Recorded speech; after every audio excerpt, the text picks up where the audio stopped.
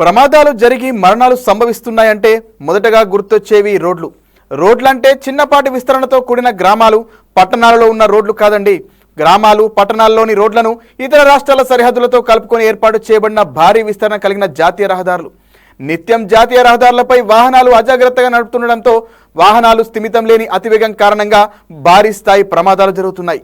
ఈ ప్రమాదాల కారణంగా గాయపడ్డవారు వందల సంఖ్యలో ఉండగా మరణించిన వారి సంఖ్య మాత్రం వేలల్లో ఉంటుందని నేషనల్ క్రైమ్ రికార్డు బ్యూరో విడుదల చేసిన తన నివేదికలో వెల్లడించింది. గతేడాది జాతీయ రహదారులపై 55.5% ప్రమాదాలు వాహనాలు అతివేగంగా నడిపిన కారణంగా జరగగా 27.5% ప్రమాదాలు మాత్రం నిర్లక్ష్యంగా వాహనాలు నడిపిన కారణంగా జరిగినట్లు ఎన్సీఆర్బీ స్పష్టం చేసింది. నిత్యం జాతీయ రహదారులపై జరుగుతున్న ప్రమాదాల నివారణకు ప్రభుత్వాలు తీసుకునే చర్యలు, ప్రమాదాలలో సంభవిస్తున్న మరణాలపై మా ప్రతినిధి రాజశేఖర్ స్పెషల్ గ్రౌండ్ రిపోర్ట్.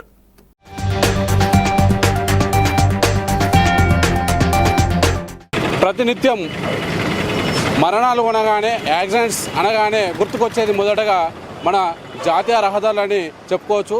ఎందుకంటే ప్రస్తుతం జరుగుతున్నటువంటి ప్రమాదాలు కూడా ఎక్కువగా జాతీయ రహదారులపైన జరుగుతున్నాయనే విషయాన్ని ప్రతి ఒక్కరికి తెలుసు.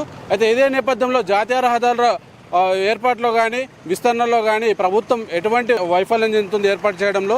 అంటే రోడ్డు పక్కన వాహనాలు ఆపి వాటికి ఇబ్బంది కలిగించడం, అదేవిధంగా రోడ్డు పక్కన వాహనాలు ఆపడం వల్ల కూడా అనేక ప్రమాదాలు సంభవిస్తున్నాయని చెప్పుకోవచ్చు. దీని క్రమంలోనే మనం జాతీయ రహదారులు వెంబడి చూస్తూ ఉంటే వెహికల్స్ అన్నీ కూడా ఆపి ఉండడం గమనిస్తున్నాం మనం. అయితే ఇవి విజువల్స్ చూస్తున్నాం మనం కూడా ఇప్పుడు.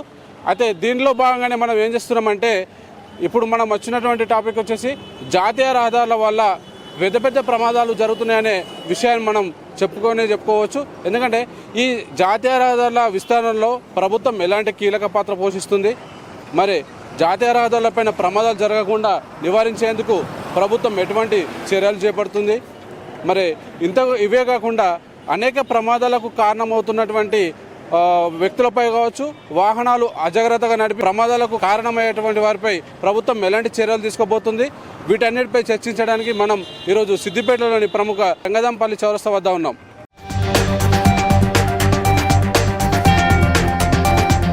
మొదటగా మరణాలు, ప్రమాదాలు అనగానే మనకు తొందరగా గుర్తుకొచ్చేది పెద్ద పెద్ద పట్టణాల్లోని జాతీయ రహదారులండి.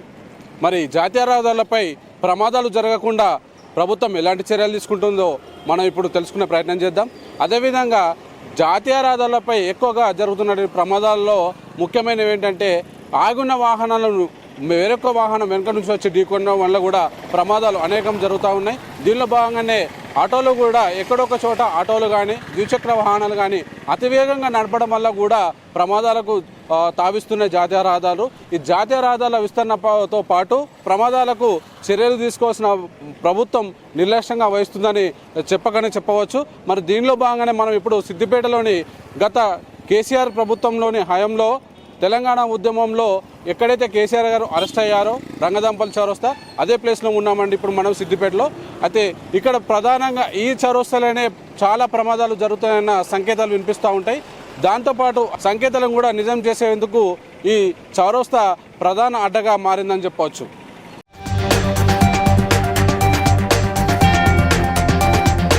అదేవిధంగా రాష్ట్ర వ్యాప్తంగా జరుగుతున్నటువంటి ప్రమాదాలతో అనేక మంది కూడా ఆ మరణాలతో కుంగిపోతున్నారు. మరి వారి కుటుంబాలు కూడా ఈ రోడ్డు ప్రమాదాల వల్ల కూడా అంతు చిక్కని విధంగా ఒక శోక సముద్రంలో మునిగిపోతున్నాయి. మరి ఈ రోడ్డు ప్రమాదాలకు కారణమేది గుత్తేదారురా లేక ప్రభుత్వమా అన్నది చర్చనీయాంశంగా మారుతుంది. రోజు రోజుకు నానాటికి పెరుగుతున్న జాతీయ రహదారులపై జరుగుతున్నటువంటి రోడ్డు ప్రమాదాలతో మృతుల కుటుంబాలు కూడా వారి యొక్క రోదనలు విన్నట్టున్నాయి. మరి ఇప్పుడు చూసుకున్నట్లయితే ఆగున్న వాహనాలు వెనుక నుంచి వచ్చిన వాహనాలు ఢీకొట్టడంతో పాటుగా జాతీయ రహదారి పక్కన ఆగి ఉన్నటువంటి వెహికల్స్కు సరైన పార్కింగ్ లేకపోవడం కూడా మరణాలకు ప్రధాన కారణంగా చెప్పవచ్చు. ప్రస్తుతం మనం చూస్తున్నాం, విజువల్స్ కూడా చూస్తున్నాం. విజువల్స్లో ఎక్కడ చూసినా రోడ్డుపై గుంతలు కనిపిస్తూ ఉంటాయి. ఈ గుంతల వల్ల కూడా అనేక ప్రమాదాలు జరిగే అవకాశాలు లేకపోలేవు. మరి ఈ జాతీయ రహదారులే ఇలా ఉంటే మరి పట్టణాలు, పల్లెల్లో, గ్రామాల్లో ఉన్నటువంటి రోడ్ల పరిస్థితి ఏ విధంగా ఉంటుందో మనం ఒకసారి ఈ విజువల్ చూస్తే అర్థమవుతుంది. అంటే జాతీయ రహదారులపైనే ఈ విధంగా ఉంటే రోడ్లు, మరి పల్లెలలో, పట్టణాల్లో ఉన్నటువంటి రోడ్ల పరిస్థితి ఎలా ఉందన్నది అర్థవంతంగా అర్థమవుతుందని చెప్పవచ్చు. మరి ప్రభుత్వం ఏం చేస్తుంది? ప్రభుత్వానికి కనువిప్పు కలిగించేది ప్రమాదాలు ఇప్పటికి జరిగిన కూడా ప్రమాదాలతో ప్రభుత్వానికి కనువిప్పు కలవడం లేదా అనే ప్రశ్నలు కూడా ప్రజల నుంచి వెలువడుతున్నాయి. ఇదే నేపథ్యంలో మనం జాతీయ రహదారులపై జరిగినటువంటి రోడ్డు ప్రమాదాలతో మరి రోజు రోజుకి ప్రమాదాల సంఖ్య పెరుగుతున్నాయని చెప్పవచ్చు. మరి దీనిలో భాగంగానే ప్రస్తుతం జాతీయ రహదారుల వెంబడ జరుగుతున్నటువంటి మరణాలను అంచనా వేసింది మన నేషనల్ క్రైమ్ రికార్డ్స్ బ్యూరో. దీనిలో భాగంగా ఏంటంటే ఆ సంస్థ వెల్లడించిందంటే ప్రతి 24 గంటలకు సగటున 22 మరణాలు నమోదవుతాయని చెప్పడం జరిగింది. మరి అదేవిధంగా నిర్లక్ష్యపు డ్రైవింగ్ కారణంగా కూడా గత ఏడాది అనగా 2021, 22, 23 ఈ 3 సంవత్సరాలకు సంబంధించి కూడా గత ఏడాది 213 రోడ్డు ప్రమాదాలు జరగగా 7,447 మంది మృతి చెందారు. అదేవిధంగా ఇదే ప్రమాదంలో ఈ సంవత్సరంలో జరిగినటువంటి ప్రమాదంలోనే 20,107 మంది గాయపడ్డారని తెలుస్తుంది. మరి ఎన్సీఆర్బీ డేటా ప్రకారం 55.5% ప్రమాదాలు వేగంగా నడపడం వల్ల జరుగుతున్నాయని, అదేవిధంగా 27.5% ప్రమాదాలు నిర్లక్ష్యంగా నడపడం వల్లే జరుగుతున్నాయని వెల్లడించింది సంస్థ. మరి డ్రంక్ అండ్ డ్రైవ్ పోలీసులు ప్రతి సమయంలో రాత్రి పగలన కూడా డ్రంక్ అండ్ డ్రైవ్ టెస్టులు చేపట్టినప్పుడు కూడా ఈ ప్రమాదాలు జరుగుతున్నాయని చెప్పుకోవచ్చు.